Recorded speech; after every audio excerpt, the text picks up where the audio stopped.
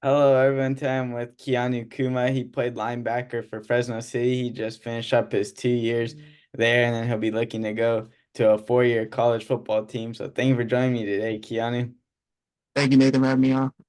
I'll start with my first question. How old were you when you started playing football? How old was I? I was about six playing football, my youth football for Washington Union. And then I transferred to Carruthers. I played their Pop Warner program from all the way to eighth grade. And then I went to Washington Union after that with my sister for my freshman and senior year, took a year off. And that's where I found my way back to Fresno City.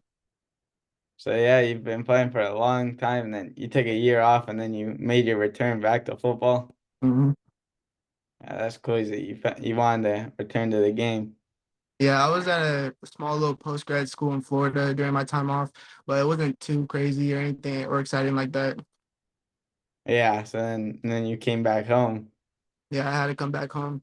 The coaches were welcoming me with open arms, and I kind of loved it more. Yeah, that's great. That leads me into my next question. What made you decide to go to Fresno City? Well, with Fresno City, well, after my senior year, I knew they were really stacked on sophomore linebackers, so I didn't really think I was gonna start like that or get playing time.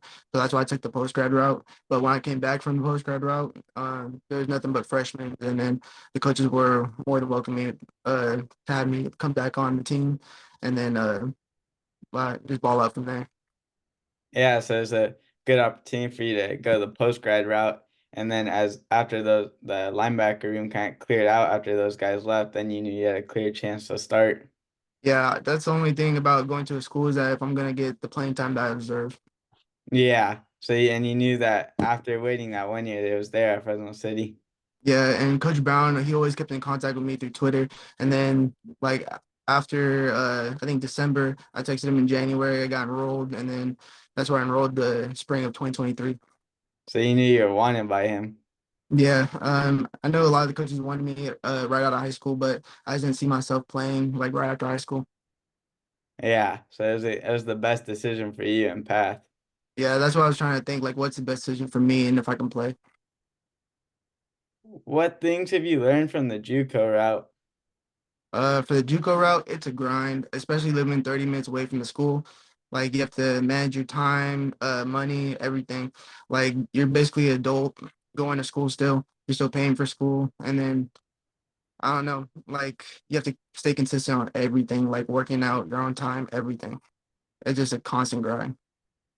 Yeah, so it's a grind. Like you have to really manage it yourself. It's not like D1 where you have all like everything asset like being poured into you. You're not living on campus like you said, so you have to manage everything. It's like being an adult while still keeping up on your football and staying ready. Yeah, JUCO is a completely different world compared to D1. You don't get the same luxuries. You can probably get somewhere close to that at some JUCOs, but like JUCO, especially Cali JUCO, it's a grind. Yeah, so a lot of learning opportunities there. Yes, sir, always. What was it like to be named an all-state player? To me, I was kind of unsatisfied by it because I knew I could have gone to the All-American point, but it is what it is from that point. I know what type of player I am. I know where I can take my skills to, and I know I can provide for a very good playmaker on the field. Yeah, so it's kind of you knew you could it wasn't the best that you could be, you can go even higher, so it kind of keeps you hungry to like keep improving and show it on the field. Yeah, I'm always hungry for more. Like nothing ever satisfies me. Even in my stats, like I could have had more stats, but that's on me. At the end of the day, I just need to keep working hard and pushing myself. It just motivates you to keep working. Yeah, that's a quality about me that I always take pride in is that I'm always hardworking and always like stay committed to what I'm doing. Yeah, that's good, and all the coaches will like that and see that. Yeah, that's what I hope for all these D1 coaches to see. What was your favorite memory at Fresno City? Fresno City, it has to be like spending time with the guys in the locker room. There's a lot of guys I met from a lot of different backgrounds that I just loved at Fresno City. Um, there's a lot of close friends I made over there that I'll have for a lifetime.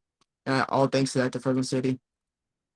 Yeah, so just all the memories that you got to spend with your guys in the locker room, and that it doesn't just end now, even though you're finished playing at Fresno City, it lasts a lifetime. You always know them and be close with them. Yeah, we are always there for one purpose, and that was to win. And then kind of bonded over that, and we became great friends over it.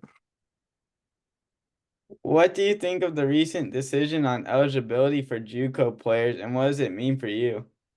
But what it means for me, it's probably a great thing because I can live out my 4 years playing Division I football, and then I have my AA degree, so I can graduate with a master's. That's a little bit of a plus for JUCO players.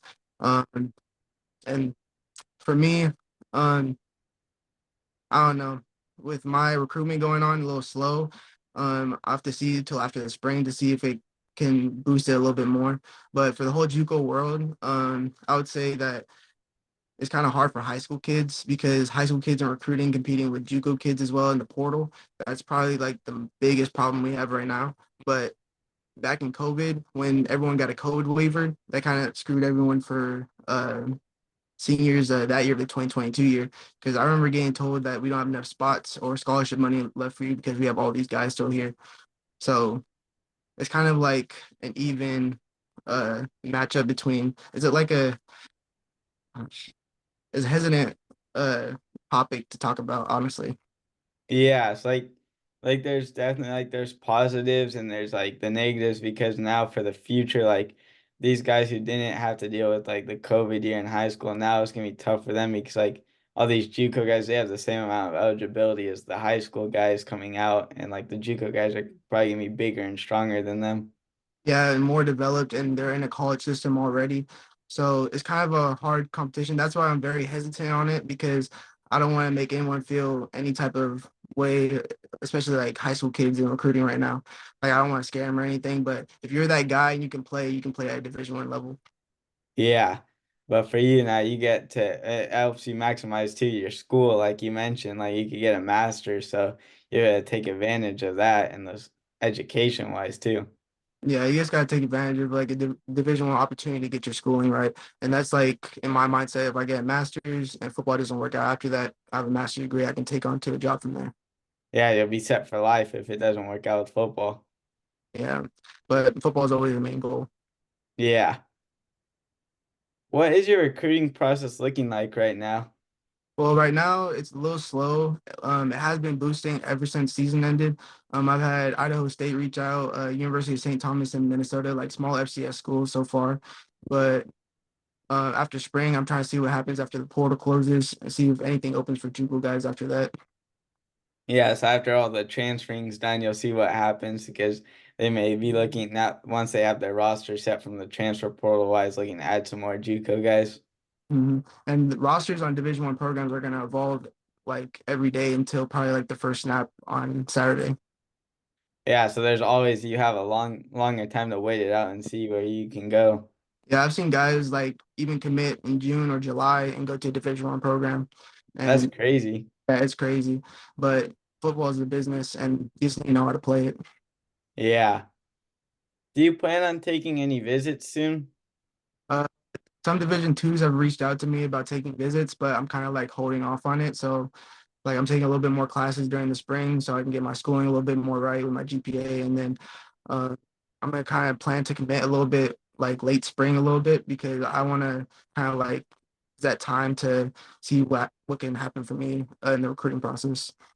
Yeah, so some D2 schools they've reached out to you, but you're waiting since obviously the ultimate goal is to go D1, and it gives you the time to focus on school and like just take the time to do that while you wait to see what your recruitment process opens up. Yeah, not even just school, but training as well because I have to still stay on top of that as well. Yeah, because like all these other teams or these guys, like they're already in their program, they're gonna be working out, and you got to be ready. So for whenever you get that call, you're as fit as everyone else. Yeah, you got to be ready always because you never know when you get the call. What are you looking for in the school that you commit to? What I'm looking for is probably like living comfortably and then my school's taken care of completely and it's a good atmosphere. Like I want a good winning football program that I can come to and still be a big impact player there. Yeah, so you want to be able to make plays on the field and make an impact in a good atmosphere, and then not have to worry about your education as taken care of on a scholarship, and you just play football and get your education. Yeah, because most players they would be like more concerned with NIL money. I'm like it would be nice to have NIL money, but it shouldn't be a like a priority in recruitment. Yeah, it shouldn't your money and drive shouldn't be focused on what school's gonna give me the best money. It should be like the best situation for you. and also your love and passion for the game. Yeah.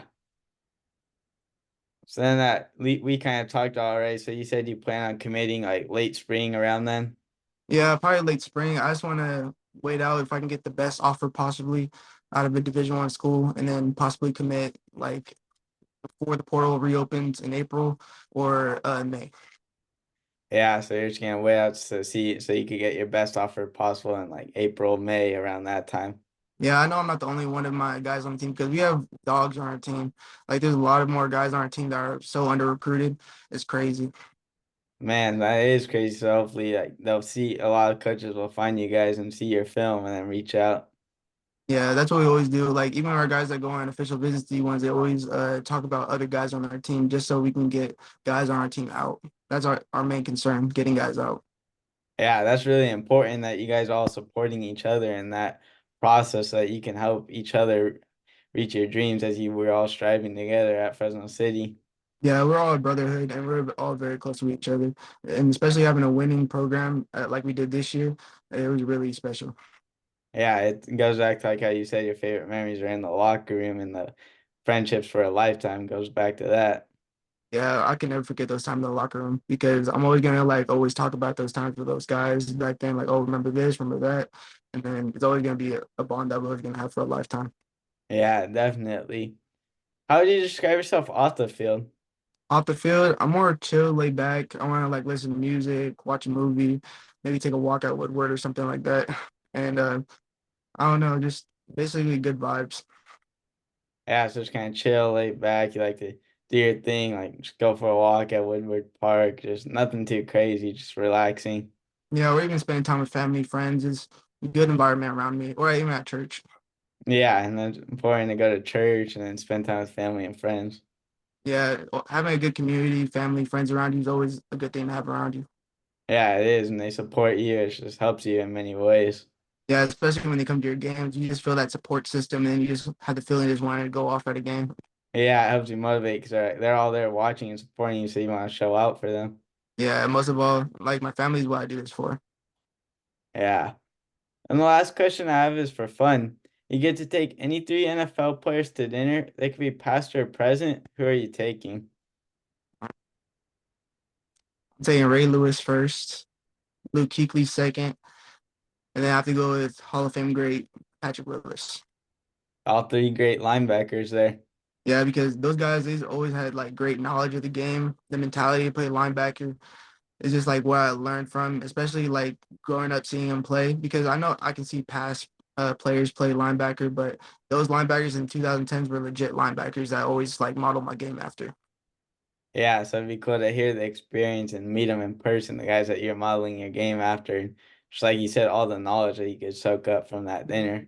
Yeah, I always like watch like video clips of them like talking about their mentality, what they think during a game, or even like their teach tape clips so I can like mirror what they're doing. Yeah, because it's important to have that mentality on and off the field, which will help set you up for success. Yeah, I always learn from those guys, and especially the guys that came before me at Fresno City. And it was always just a great learning experience. Yeah, so it'd be another opportunity for you to just take advantage and learn. Yes, sir. Always. All right, thank you for taking the time to join me today. Thank you, Nathan, for having me on. Thank you. I appreciate Yep. it. Thank you.